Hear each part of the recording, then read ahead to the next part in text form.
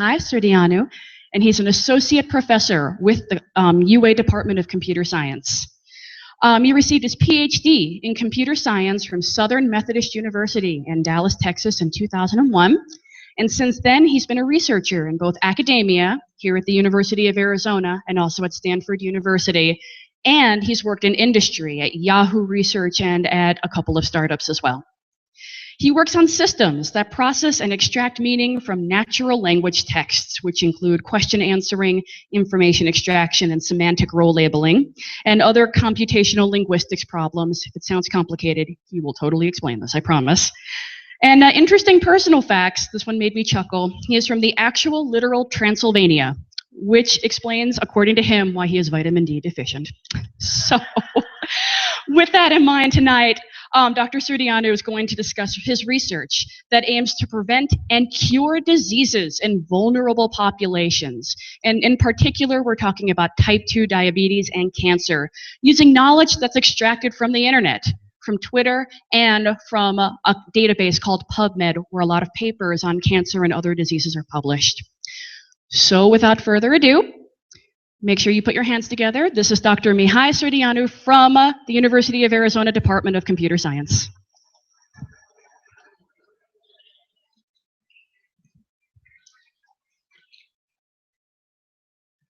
Thank you all. Thank you for coming. And before I start, I would like to thank Barbara for organizing this whole event. And I heard that tomorrow is her birthday, so happy birthday.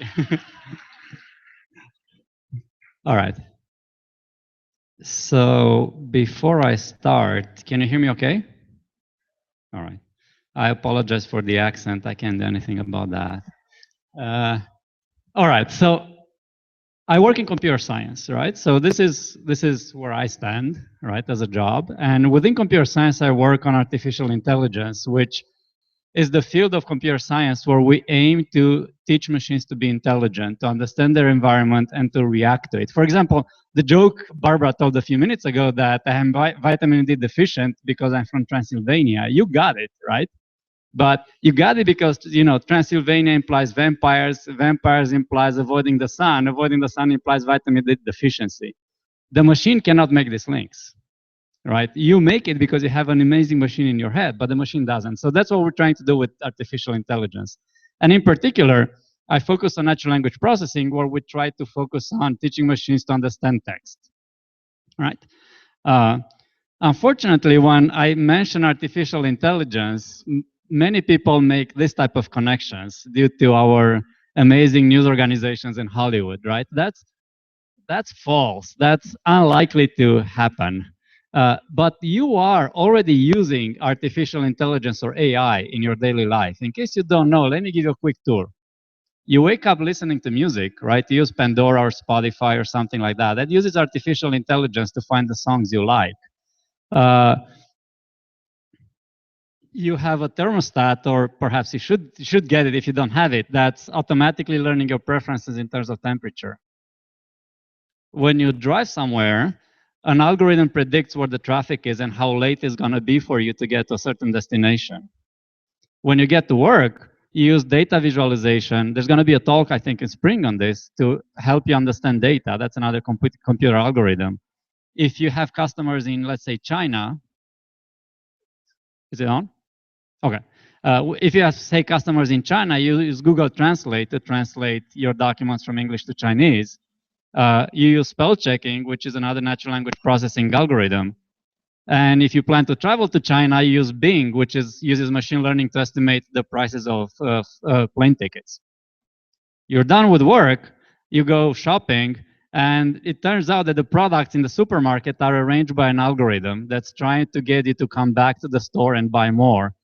There is an algorithm that protects your credit card. I'm sure this happened to all of us, right? To get a phone call from Amex, you know, telling you, well, we know this is a weird purchase. That's an algorithm. You get home and you want to walk your dog. There's a video camera that has an algorithm behind it to detect suspicious events. The mail is sorted by another algorithm. It's not done by a human being anymore. You play with your kids or nephews or grandkids and use Xbox. That's a whole of artificial intelligence set of components to detect, type of motions you have and to respond with an artificial intelligence inside the game. You go to sleep, but before you go to sleep, you take a pill. The pill is usually assigned to you by another algorithm nowadays. So there's a lot of things happening that are very good for us that involve artificial intelligence. Unfortunately, I don't have time to talk about all of them, so I'm going to pick this little guy. I'm going to give examples on using artificial intelligence to have early diagnosis of diabetes, to detect when somebody's at risk for diabetes before they actually get a disease. So that's prevention. And also how to design better drugs for treatment of cancer, right? That the second part is nowadays called precision medicine. So instead of bombarding the patient with chemotherapy, we design a drug that has that addresses the specific mutation that the patient has. And I'm going to show you how the machine can help with that. All right, so first half of the talk is going to be about early diagnosis of diabetes risk. First question you should always ask, and while I'm trying to teach my students, is why do you want to do that, right? And this is a really big deal. It turns out that 86 million people are at risk of type 2 diabetes. A lot of them, the majority of them, will end up actually developing the disease. Yet 90% of them do not know that they are at risk. My father was one of them, and I love him to death, and he seemed a very healthy person. He bought a farm, he was working the land outside the city, but just like everybody in Eastern Europe, he drank a couple of beers, he ate too much bread, and all these little things add up, right? And you don't know, and he didn't know until he ended up going to the doctor. And type 2 diabetes, that's the surprising thing. Type 2 diabetes is fully preventable because it's usually triggered by lifestyle choices, like you don't eat healthy, you don't exercise enough, and so on and so forth. And our hypothesis is that this lifestyle is reflected in social media. So if you like to binge watch Netflix and eat pizza at the same time, you're probably going to tweet or have it on Facebook, or you will soon, if not yet. So we're trying to use that, and we can use social media as a proxy for detecting your lifestyle, because the doctor cannot know the type of lifestyle you have at home. But luckily for us, most of us post about it, right? So we're going to use that as a proxy for the real lifestyle that is undetectable. So the goal is to have a non-invasive method for detecting if you're at risk for type 2 diabetes. Basically, we're trying to analyze your lifestyle on social media. And the result of that will be a little artificial intelligence doctor that scans the social media and warns the people at risk. This is another issue that I'm not going to talk about, but we submitted a proposal with this thing, and everybody bought the technological part of it. So everybody said, okay, you guys are qualified to build it, but it's creepy. And it is creepy. And unfortunately, I don't have an answer on how to resolve that creepiness. That's a whole different human-computer interaction issue on how to design that. And I have colleagues who are working on it. So they were going to talk about the technology, about how to actually detect it. And then we'll deal with the creepiness in a different talk. So the current settings are, we're going to use Twitter as the social media platform. And in terms of variables, we're going to look for the language of food. So we're focusing just on food today. And I'll show you that even the language of food alone, what type of food are you tweeting about, is incredibly powerful. We can use it not only to detect if you're likely to be overweight or get diabetes, but also if you're a Republican or Democrat. And I'll give you examples. So why Twitter? So Twitter is actually really nice. It has broad usage, so people of all ages, all genders, all geographic locations use it. So it's available across the world. Tweets are free. They have a very nice API, which means programmatic interface. So we as programmers, we can easily get them and download them. And previous research has showed that it has really tremendous predictive power. What you see there is a chart which shows in dotted lines, you show what the CDC has tracked in terms of some disease. I don't remember what disease it was. Oh, flu. The prevalence of flu in the country. And in a continuous line, it's an algorithm that predicted the same thing from the tweets. And you see they're virtually identical. So that's impressive. And why the language of food? So I'll cheat a little bit and I'll show this discussion that we had after we published our first paper. And a lot of newspapers picked it up because everybody cares about food. And we had thousands and thousands of comments about our work. And everybody got engaged because everybody is really associated and attached to food, as we should be, right? So we had geographic comments like people from Montana caring about their pasties, and cultural, like my grandma from Russia, and political, like going vegan, blah, blah, blah, right? So everybody gets attached to food in some way. So it's a fundamental part of our lives, right? That's what I'm trying to say. All right, so this is the architecture. Don't get scared. This is actually very simple stuff. In fact, most of this work was developed by undergrad students in one of the courses I was teaching at U of A. So it's very simple stuff. So let me explain a little bit. So what we do first is we search for tweets that contain certain hashtags like breakfast, lunch, dinner, and so on, because those are likely to contain foods or activities related to food, right? So this gives us a subset of tweets. We have millions of tweets by now that have these hashtags. Once we have these things, you can skip what's going on inside that box, but we basically store them in a database so we can analyze them. That's all there is. And we attach some additional metadata to the tweets. We attach the location. So we have a component that's trying to classify where the tweet is coming from. In this case, knowing that El Paso is a city in Texas.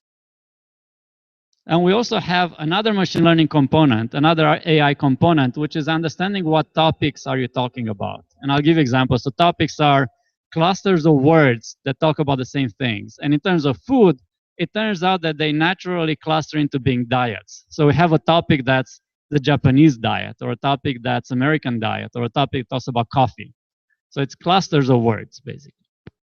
And once we have this, we implement several predictive components, predicting if a community is likely to be more overweight than average, if a community is more likely to be at higher risk of diabetes, and so on and so forth. So using this approach, we collected a corpus of tweets that has, at the time when we published this paper, has 3.5 million tweets. Now it has over 12 million, I think. And it has lots of words, right? So we have 1.5 million unique words or hashtags. What you see in the chart there is the number of tweets containing certain hashtags. So the most common one contains dinner, which is probably correct, right? It's many of us skip breakfast, but very few of us skip dinner. And the ones in red indicate tweets that we could localize to a location. And those are the ones we use for this research, because we want to correlate. We want basically to predict if a state or a city is at higher risk of diabetes than the average state or city in the US. So we need the location. Right, so 60% of the tweets could be normalized to a US state. So what we did with this, even before we implemented any predictive algorithm, we posted the most distinctive words, food words, in a state, right? So this is not predicted, this is just counting. We're just counting the words that come from different states. And you see that it's extremely informative, right? So if you look at the coasts, it's about seafood. Sorry, I don't know if you can follow the laser pointer. Seafood on the West Coast, East Coast. You get brisket in Texas. You get tamales here. We have the so-called grits belt, right?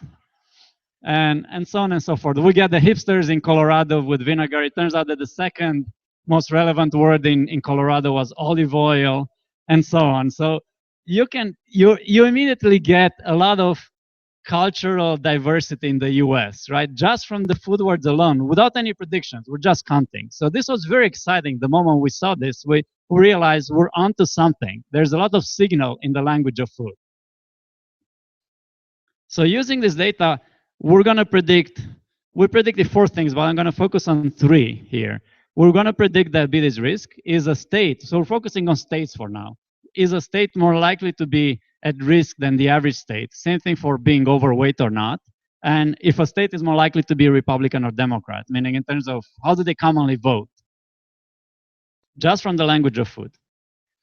And in terms of, so basically when you're doing machine learning, this is implemented with a machine learning component where the machine is learning patterns. It's learning correlations. For example, if you talk about pizza, it means you're overweight, right? So in order, well, not general, it's just an example. So in order to do this, you need to identify what data you have. So those are called features. So in terms of features, we simply use the words or the hashtags in the tweets. That's it. Very simple. Remember that this was done by undergrads, so you can't go very fancy with syntactic structures or anything like that. So for example, these are the top food words in California versus New York, right? So if you look at the top word is dinner in both states. But if you look at the second most common, you see that you already catch differences. So breakfast is very common in California, and brunch is common in New York, right? So we're already picking up differences within the states. And as I mentioned before, we also add features that come from the topics, which are just clusters of words. So that's a separate algorithm. You can view it as a black box, an algorithm that clusters words by their context. So we have, for example, you see there a coffee topic, we have a Japanese topic, we have this topic, which we call the American diet topic, and so on. So then we use the probability of the tweets as, of the topic as a feature. This, I'm gonna skip this slide. This is a standard. If you're into machine learning, let's discuss offline. So let me show you the results, right? So what I'm showing here, I'm showing you the prediction by states. So I'm predicting if a state, each column, the first column is if a state is more likely to be overweight than average, or if a state is more likely to be diabetic than average, or if a state is more likely to be Republican or Democrat. And the baseline, because we're looking at binary classification, predicting one or the other, the baseline is essentially around 50%, right, by predicting at random. So you see that,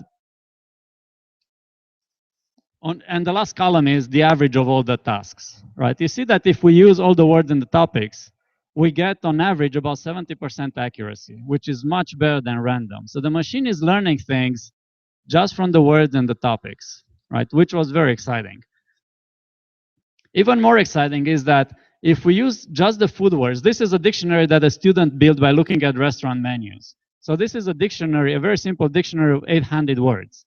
And the usual foods you expect, pizza, hamburgers, and so on and so forth, right? So if we basically stunt the machine learning algorithm and tell it to learn just from these words alone, it's still learning almost as much as all the words in the tweets that have those hashtags that I discussed before.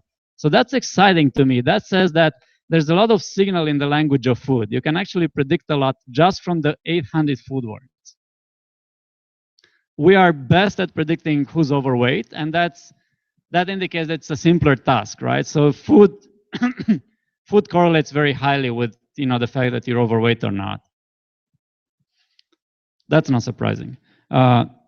Detecting diabetes is still well over the baseline. So that to me was also very exciting. That means you can actually, this is proof of concept. This is not done yet, but this basically is showing that you can actually you can monitor people on social media and understand if somebody is at risk or not to a certain extent, right? So by doing this, you have the possibility of reaching millions and millions of people who would otherwise not go to the doctor because they seem okay, right? You never think it's gonna happen to you, right? So you're never gonna go to the doctor unless you're really sick, right? But by doing this, we hope that we can reach people early and have a big impact in their quality of life. What's more interesting is, let's try to see what are the relevant features that the machine picked up. What are the relevant correlations, right? So if we look at who's overweight, so the overweight plus block means things that are correlate with the state being more overweight than average. Overweight minus means things that are correlate with the state not being overweight. So if you look at it, you find that among the first things that are important for being overweight is what we call the American diet. Right. Again, I'm not implying causality here because we haven't proved that. We haven't proved that if you eat the American diet, you're more likely to be overweight. But there's a very strong correlation, and that's troubling to me, right? So I think one of the things that we essentially do poorly here is the culture of food, right? And this is sort of big data proof that that's an issue. What's also interesting to me as a computational linguist is that we found out that first-person pronouns are very important to people, are very highly correlated to states that are overweight. And it turns out that there's another research line from UT Austin in linguistics, which showed that people who lack self-confidence tend to use the self-person pronouns a lot. And I think what we discovered here was that people who are overweight tend to lack confidence, right? And that's why they use first-person pronouns. And again, the machine picked this up on its own. Whereas if you're not overweight, you talk about the other people, you talk about the community. That's also interesting. So let's look at diabetes. So if you look at diabetes, you see that, again, the American diet is very highly correlated with the risk of diabetes. And other diets are inversely correlated with the risk of diabetes, right? So if you look at the paleo diet, that's negatively correlated with diabetes. Japanese diet, same thing, Turkish diet, and so on, right? If you're into food, you see the hashtag food porn. That means you're also likely to care about what you eat and be less likely to be diabetic. So again, this shows the importance of diet for health. So as a joke, let's look at the correlations between Democrats and foods and Republicans and foods. And you see that Democrats tend to be vegan, no surprise, and they tend to tweet a lot about urban stuff, like going to Delhi, going to restaurants, and so on, whereas the Republicans are the responsible ones, and they tweet more about work stuff or traveling for work, right? These are stereotypes, right? But the machine picked this up on its own, so that was interesting. All right, so this is the first half of the talk, and basically what I'm saying here is that the language of food is very important, and we can use it as a predictive tool to build a doctor bot that scans the social media and identifies people at risk. And if you go beyond the creepy factor, and we haven't solved that, we don't know how to solve it yet, I still think this is tremendously important because diabetes is the so-called silent killer, right? So if you can approach people early, I hope that we can have a tremendous impact in their quality of life. All right, so that's the first half of the talk.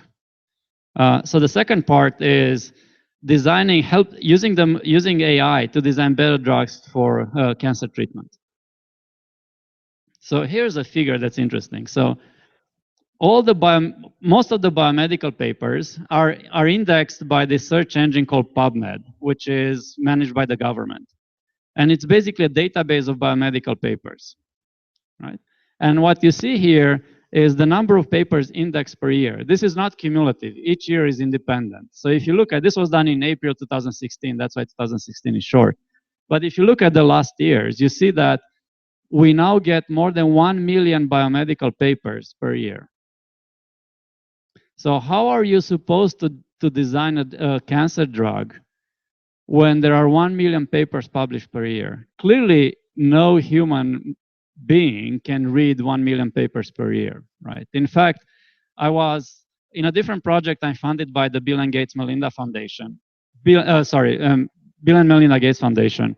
And I was at their annual meeting, and this presenter started his talk saying, I became a cynic because I realized there's so much information that I cannot manage. And this example was that he recently found a paper that could have saved him 10 years of research. So he spent 10 years of his lifetime and his student's life on information that was already published. And he didn't know. So again, how are we supposed to design better drugs? How are we supposed to understand cancer if we don't know what's out there? There's so much research published that it's very, very hard to manage. So if humans cannot understand this much information, clearly the machines should help in some way, right? And what I'm going to talk in the second half of the talk is an algorithm for machine reading, where the machine is reading cancer research papers, and it's extracting the causal models from these papers. Causal models in this case mean protein signaling pathways. So as you probably know, cancer is caused by a mutation, which happens, let's say you stay too much in the sun and you get a mutation in a gene. And that starts a chain reaction. So that mutation activates some protein in your body, which activates another protein, and so on and so forth, until something happens. For example, cells, one of the fundamentals mechanisms for cancer is apoptosis. Apoptosis is cell death. And that's good. Sounds bad, but it's actually good because you want your cells to die, not to grow in a tumor. And this chain reaction basically blocks apoptosis, right? So unfortunately, it's not as simple as a linear chain reaction. It's a very complicated mechanism, and nobody truly has the entire picture. So what we're doing with this machine reading algorithm, we're trying to get a much better bigger picture to the doctors. So here's in a nutshell what we do. We start with a bunch of papers, and then we extract individual causal mechanisms, individual causal interactions. In this case, the biology is not that important, but the first reaction of phosphorylation promotes a second reaction. This is like a building block in a cancer mechanism, right? And we extract all these building blocks independently, and then we put them together into a signaling mechanism, signaling pathway. So that's just an image for that. I'll explain what's going on inside in a minute. Once we have a mechanism, we can bring it back to the expert and let the expert reason about the mechanism. And I'll give you an example a little bit later on what the expert can do with this and how that helps drug design. What was interesting was that the moment immediately after we started working on this project, we realized that the typical thing we do in natural language processing or machine learning doesn't work in this case.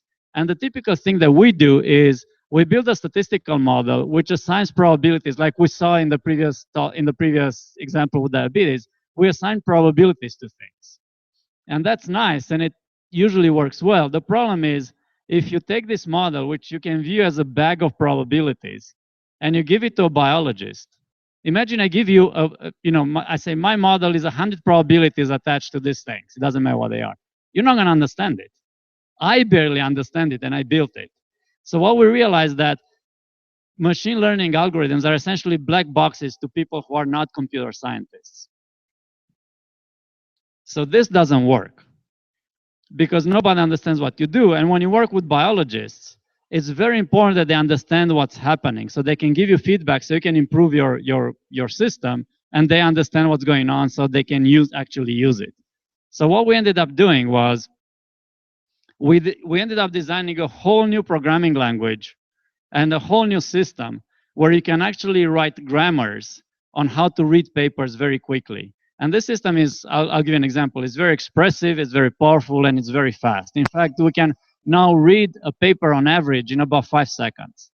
So we routinely process hundreds of thousands of papers and make it available to the research community. And it's all because of this framework. So in the big picture behind the framework is an architecture that looks like this. So we start with a reading component where we read the individual causal mechanisms, like this phosphorylation promotes this ubiquitination, right? It's just A causes B, individual links. Once we have these links, we have to contextualize them. So we have to know that this protein reaction happens in mice or people or flies and so on. So we have, because the biology is different, right? It's not the same. So that's why we do the second component. With the third one, I'll give examples on how to use discourse, because sometimes the information is spread out through the paper. It's not nicely packaged in one individual sentence. So we have to look at the whole paper in order to make things come together. And finally, we put things together with what we call an assembly component. So let's look at individual pieces, and I hope it's going to be much clearer afterwards. So the first thing we want to do is we want to make sure that our language, our framework is able to capture the complexities of biology. So here's just a simple example of the biology we want to capture from that sentence. There's a biochemical reaction called ubiquitination, which applies on a protein TRAF2, and that biochemical reaction is inhibited by a different protein. So you see that there's a nested situation there. We have a simple biochemical reaction, and then we have another biochemical reaction that controls it. So in order to do things efficiently, but still capturing this complexity, we modularize things. So the first thing we do, we recognize proteins. That's fairly easy because there are ontologies of proteins available. Now here's the interesting thing. Once we recognize the proteins, we throw away the protein grammar. We don't care about it anymore. And the next layer basically says ubiquitination of red. We don't care how the red part was generated. It was generated by the previous module, and its job is done. We can throw it away. And that simplifies tremendously the second grammar, because now we don't care how the proteins came to be. We just know that they exist in the text. And same thing, further downstream. So once the green layer is done, we can throw it away. The green layer would be the simple interactions which operate directly on proteins. And now we can throw it away. And when you look at the actual causal patterns, a causal pattern becomes, in this case, red inhibits green. Right, very, very simple, right? So each module becomes very, very simple, and yet we preserve all the complexity available in natural language for biology. So that was important. Let me skip this. So because of this approach and a few other simple tricks, you can ignore most of that chart. What's important is what's in the red in the red region, right? So we capture all the biology that's relevant to cancer in about 150 patterns because of this modularity. That's very important because with 150 patterns, you can understand them as a human being. We can actually read our model and see what it does. And in fact, the biologists that we collaborate with, they came back to us with feedback like your rule number 3 is wrong.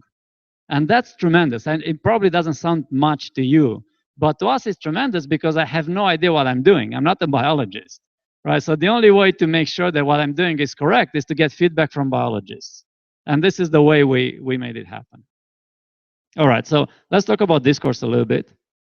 So sometimes you get noun phrases that are ambiguous in text. Like look at the red one, right? So the red one talks about mutants. So there are 6 mutations of this gene, right? But we don't know what they are. In order to know what they are, you have to go back in text and pick up the 6 mutations. And it's very important because if you don't pick it up, you have incomplete biology.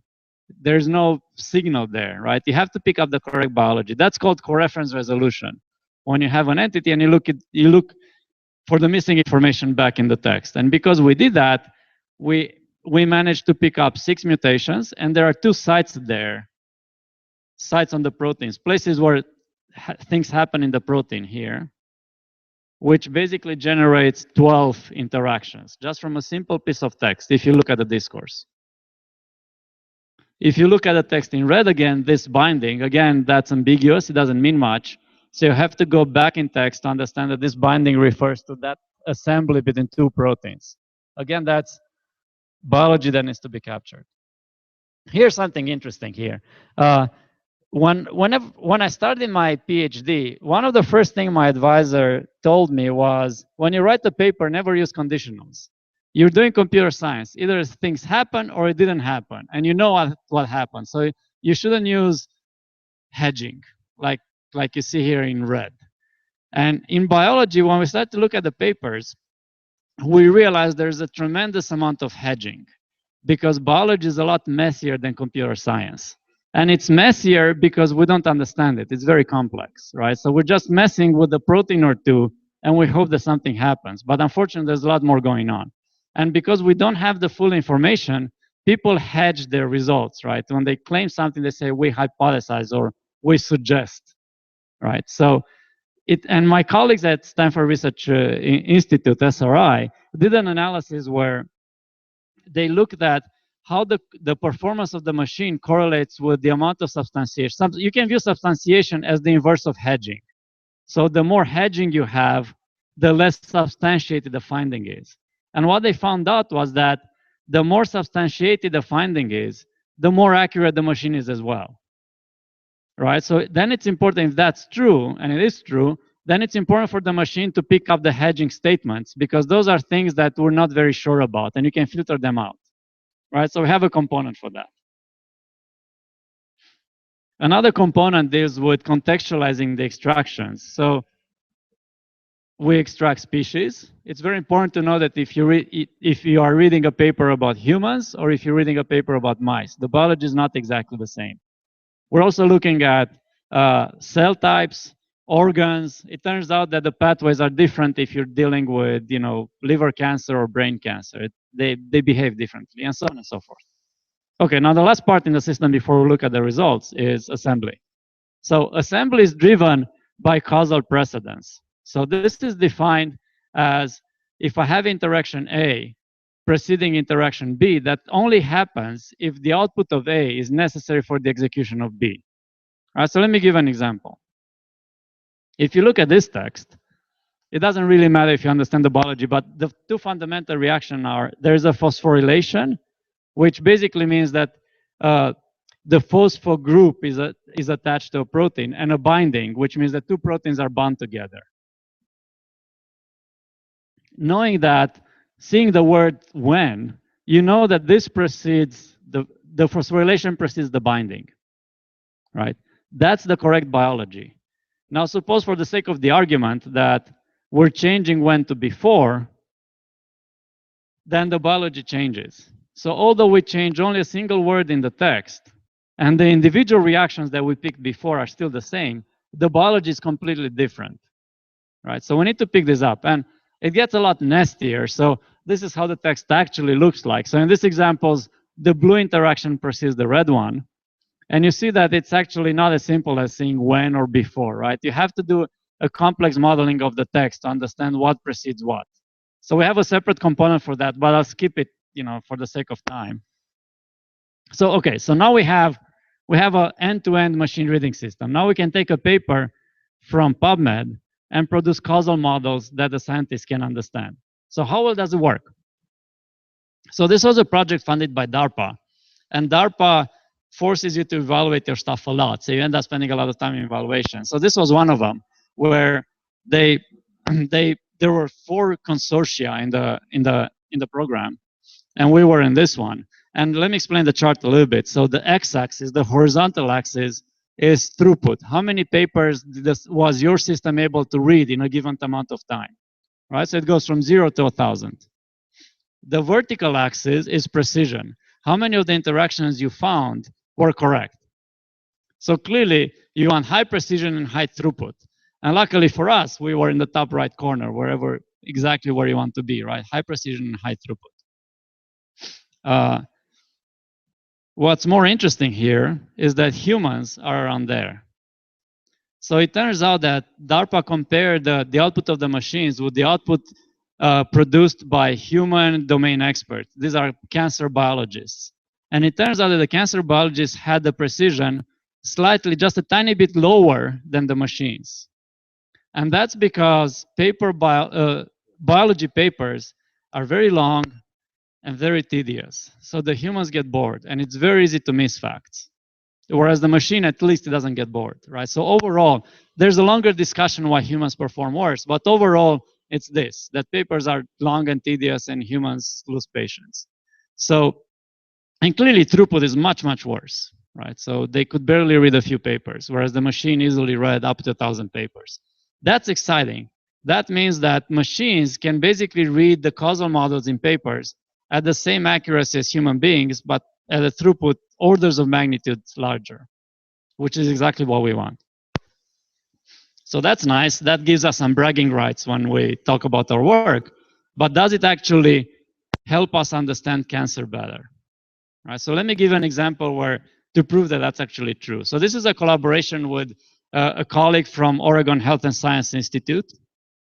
And what they did was, they have an algorithm called Mutex. And let me explain what this Mutex algorithm does. So these are 2 signaling pathways that end up operating on Y. Y is a protein that's a kill switch. And as I mentioned before, you want the kill switch to be active because you want it to kill the cells in the tumor, right? You want cells that shouldn't grow to die. So you want Y to be active. Now suppose you're the disease and you want to disable Y because you want your tumor to grow. You can do it by following the blue protein, right? So blue operates on the lower part of the pathway, or you can do it by activating the brown protein, right? But it doesn't serve you to activate both. You don't get any additional benefit by activating both, right? Now reverse your thinking and think that now you're the algorithm, and you look at the data, and you see that in the data, if you look at multiple patients, the patients either have a mutation on the blue protein or they have a mutation on the brown protein, but they never have both. And if you inspect the pathways described in the literature, you see that both of these guys have the same downstream target, Y. So if you see these 2 things, that they are mutually exclusive in the patient data, meaning patients have one but not both, and they have the same downstream target, that probably means that they operate on that downstream target, and that downstream target is actually the trigger for the cancer. Right? This is a very important finding. And in fact, excuse me, when I started this project, I'm not a biologist, and I was very scared when I started because I had no idea what they're talking about. So I began reading papers on cancer, And there's a fundamental paper called Hallmarks of Cancer. And it goes about, what are the important mechanisms in cancer, but the conclusion is really sad. The conclusion is that basically today, no cancer drug works. And the reason why that's the case is that most of the cancer drugs operate on a single pathway, right? So suppose you get a drug which operates on the blue pathway. That works for a while, but it turns out that the disease is resilient enough so it switches to a different pathway, which is not blocked. So the disease switches itself to the brown pathway, which means it comes back after a few months. That's scary, right? So in order to handle it, you have to understand all the pathways and block all the possible mutations. So you have two solutions. Either you block both the brown and the blue protein, or you understand which one is the actual driver, why, and you handle that specifically. Right, but in order to do this, you need to know more. You need to understand all the pathways that operate in this particular patient. So this is exactly how the Mutex, this is not my algorithm, this is my colleague's algorithm. So this is how it works, right? It's looking in actual patient data, and it's finding mutually exclusive mutations. And then it's looking at pathways that it knows, and it's seeing if these mutually exclusive mutations have the same downstream target. And if they do, he found something useful, right? Of course, the key issue here is what data, so patient data we have, but what data do we use to look for downstream targets, right? And that's the problem with the original algorithm, because my colleague Emek was using pathway commons. Pathway commons is a database of pathways. The problem with pathway commons is that it's generated by humans. And if you remember the previous chart, the throughput of humans is very low. So Emek is the manager, Emek Demir is the manager of pathway commons, and he estimates that pathway commons covers about 1% of the literature, meaning that 99% of the literature on cancer is not reflected there, right? That's scary. So what we did with our system, we read, I think, about 60,000 additional papers, and we gave the pathways back to him to use. So here's how it looks like. So pathway commons has about 200,000 reactions. And by reading a few tens of thousands of papers, we added 600,000 more. So we gave them a lot of information they didn't have. So with this additional information, they can look for more downstream targets and hopefully find more mutually exclusive blocks, which means you find redundant pathways, which is very important. So let's see how it works. So let me explain the legend a little bit. So the blue part indicates how common a mutation is in patient data. Now we're looking at actual patient data. So the more red it is, the more common that mutation appears in patient data. So for example, this mutation on this gene is more common than this one. The information that was discovered by the machine is marked in yellow. So we discover additional edges, and by discovering additional edges, we discover new genes that are mutually exclusive with the others, right? So we discover, so each rectangle is a mutex module, meaning the genes or proteins in there are mutually exclusive with each other, and they have the same downstream target, right? So we discovered this by reading papers, and these are a few examples, right? So for example, the link from HAS1B to check1 comes from a sentence like this. And we read millions and millions of sentences like that. So here are results for breast cancer. And you don't, even if you don't understand anything there, and I don't understand almost anything there because I'm not a biologist, just squint and look at the yellow information. And if you just look at the yellow information, you know how much new information was discovered by the machine. And this is fundamental. If you, let's pick this block, for example. If you didn't have the yellow gene, you could treat the one in red, but the disease may switch to this other pathway and you didn't know about it, right? But now by knowing this, you can better treat the patient. So if a patient comes to you with this mutation, you know that you want to treat both, or you know that you want to treat the downstream target, right? So now you know a lot more than we used to. And we managed to show that this works for 11 different cancer types.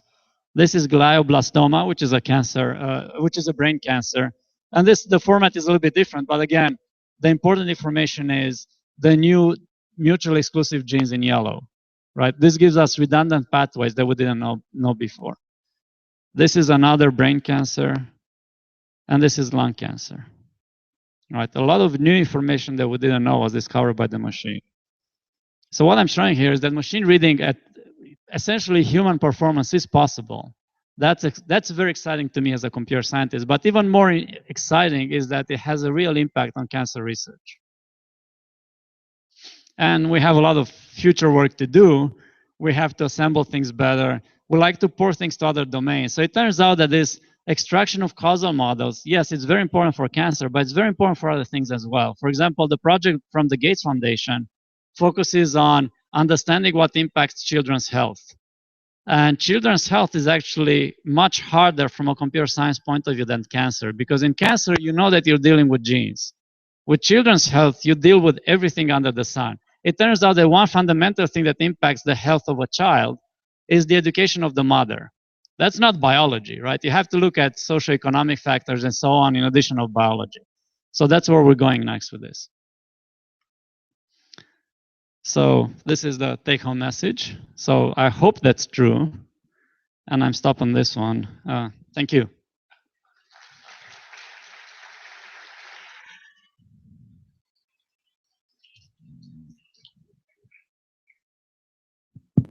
All right, everybody. Darby is on the far side of the auditorium, and I am over here. If you have any questions, we can take about 10 minutes for Q&A, so we are happy to come to you. We have a winner. These journal articles that you read by machine, they're all in English, or do you have a lot of foreign language journals that you have to do too? They're all in English. Luckily for us, English is sort of the standard language for scientific research. So they're all in English. The best ones are in English, at least.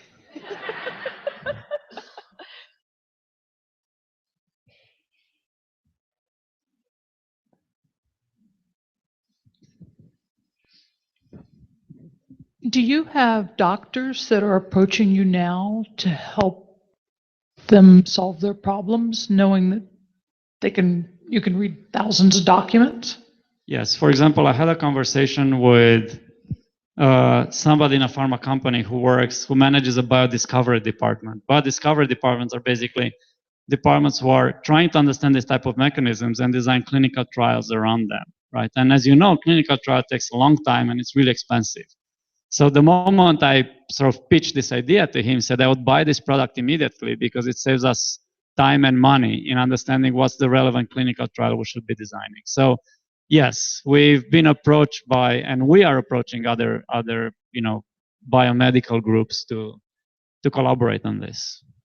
And I hope this gets to industry very soon.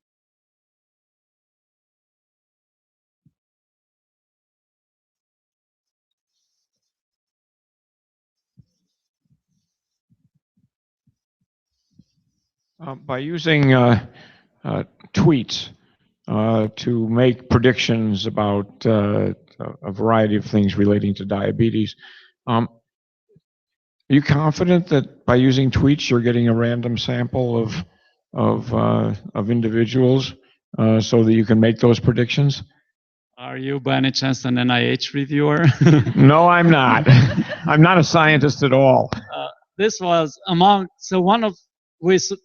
the reasons our proposal was rejected were essentially two things. One was the creepiness factor, which was fair. And the other one was the fact that the sample you get from Twitter is not representative of the US or general of any population because it tends to be younger than average. So that's true. But, if we think big picture, we're not limited to Twitter. We just chose Twitter because they had the simplest programmatic interface that we could use, right? So we are planning to expand from Twitter to Facebook, which is it's actually mimicking fairly closely the US population and other social media.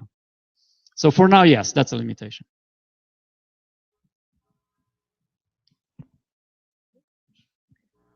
Yeah, my question is, the underlying data that you used for the cancer analysis, who evaluates the quality of those studies and decides which ones should be included and which ones shouldn't? Right, that's a great point, and I didn't discuss it at all. But in this DARPA program, there are groups that try to build algorithms that evaluate the confidence you should have in a study, and that may come from many factors. They, for example, they can use linguistic information. How confident are the authors in their finding? They can use the quality of the journal. They can use the quality of the study itself. So, for example, we have colleagues that look at how strong a study is, what was the population involved in the study, how many people they had, was the statistical power of their finding, and so on. So I didn't discuss that, but that's clearly fundamental. It turns out that you can use redundancy as a very strong proxy for these things, because if a finding is good, many papers are going to mention it. So that serves, at least in our experience so far, serves as a good proxy. But ultimately, you do want to have a component that's actually looking at the quality of the study. And in fact, there is a foundation that's funded by the Gates Foundation, funded by a foundation, that's actually building a database of clinical trials. And they build an AI algorithm that's looking at the quality of each, so they can actually predict how important the study is. I apologize for the elementary nature of this question. How are the papers read? Are they scanned in? That's actually not an elementary question. And the papers come in PDF or an XML. XML is yet another format for capturing text. And there's a subset of PubMed, which is very nicely organized in this XML format, which is what we use for now. But once you switch from XML to PDF, PDF is sort of a binary textual format. It's much harder to parse because that PDF format may contain a scanned paper, right? For now, we're just ignoring those. But that's a big issue. For example, I'll give you another example, which is easier to explain, I think. So before coming to Arizona, I was involved in a startup, which was a spin-off from a project we had at Stanford between computer science and law school. And we looked at statistics for litigation, like how likely are you to win this lawsuit, and what's the quality of your attorney. And by the way, we built a tool that is sort of like a Yelp for attorneys, and attorneys hated it because you can, because nobody, if you go to an attorney, nobody's going to tell you, well, I kind of lose all my lawsuits, right? But that's public information, so we aggregated that and put it together. But the point of that data was that in the US, you were, by law, you had to file a document in electronic form only after 2005. Before 2005, you could file anything on a paper napkin and you just scan it. So clearly, if you want to read something from a paper napkin, it's much harder. So we spent a lot of time trying to clean up what we'd read from these older documents. So that's a big problem because it goes up to 2005. It turns out that for academia, it's better because faculty and students tend to prefer electronic formats. But once in a while, you run into an older paper that's fundamental, and it's scanned from text. So longer term, we should be addressing that part. We're not doing it now. Thanks. Sounds good.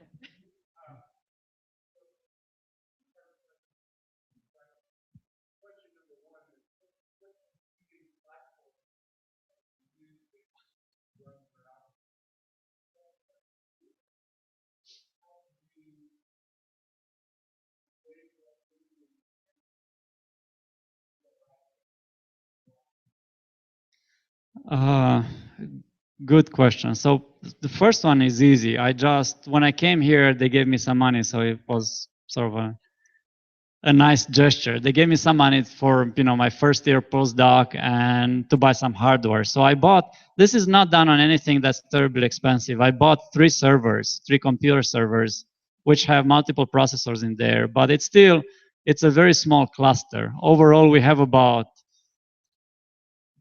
essentially 3 processors with 8 cores each, so it's about 25 cores, more or less. It's not that big of a deal. So this runs cheaply. In terms of how do we compare against Watson, that's a loaded question. So because Watson started as a question answering system for Jeopardy, right? I was involved in the same project they were. And we worked on similar question answering systems. And they did a tremendous job building that system that's very good at Jeopardy. That's not cancer. So, and they are working on cancer. The problem is now what's available to us is a marketing message.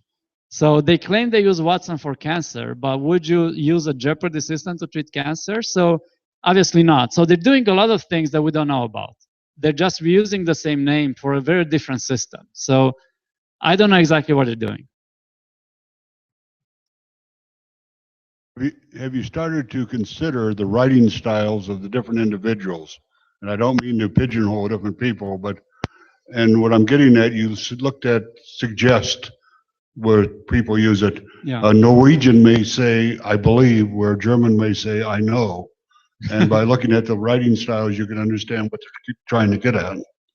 That's a beautiful question. And yes, we try to make our system very robust to this. And so we have all these expressions that capture hedging, that not just the two I showed. And in fact, we have many other things. For example, one thing which we observed in biology is that people hedge by using multiple negations.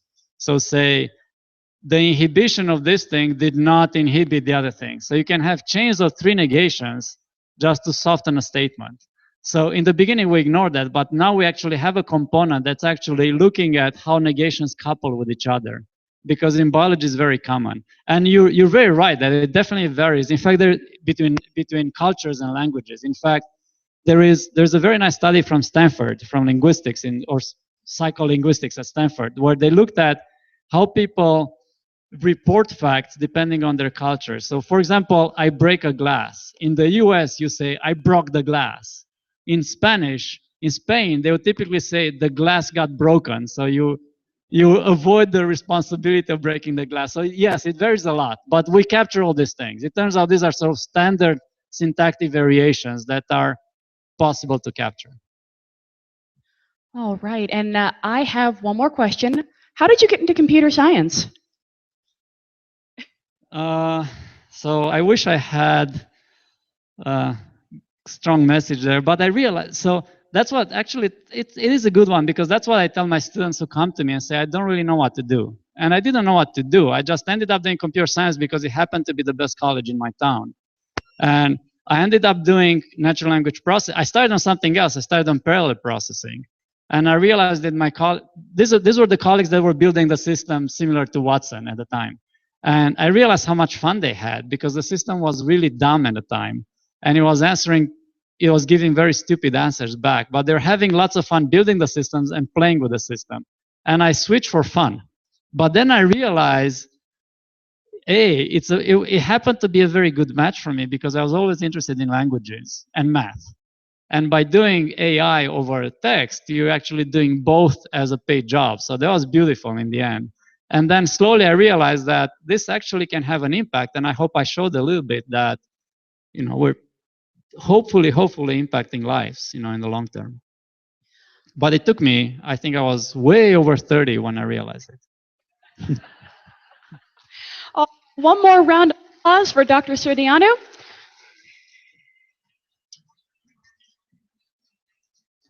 And as always, if you completed an evaluation, please feel free to leave it on the table outside and I'll pick it up.